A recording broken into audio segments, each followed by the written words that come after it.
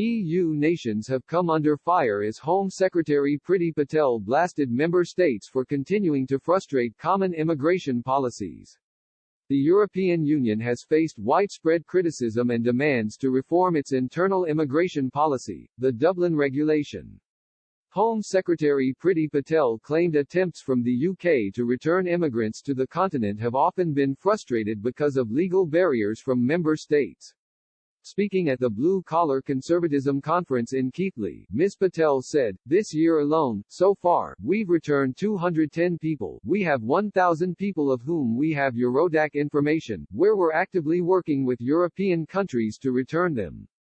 But, of course, there are endless legal barriers. For example, other EU member states are not proactive when it comes to responding to our requests to remove people under the Dublin Regulation." The Dublin Regulation establishes the mechanism and criteria to help determine which member state has a responsibility to assess asylum-seeking requests made in the bloc.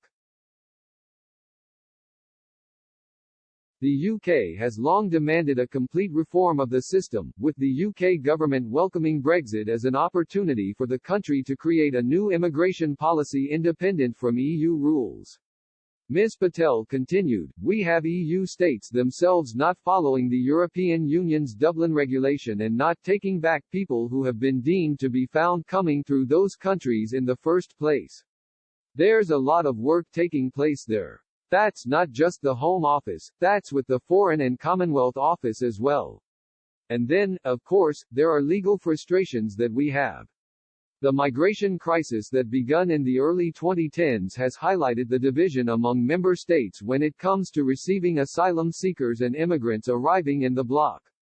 The European Union suggested the migration crisis was reaching its end in 2019 after member states have seen their migrant population increase significantly over a couple of years.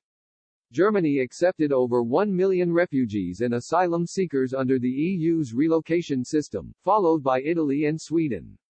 European Commission President Ursula von der Leyen used her first State of the Union speech earlier in September to renew her pledge to reform the EU's immigration policies.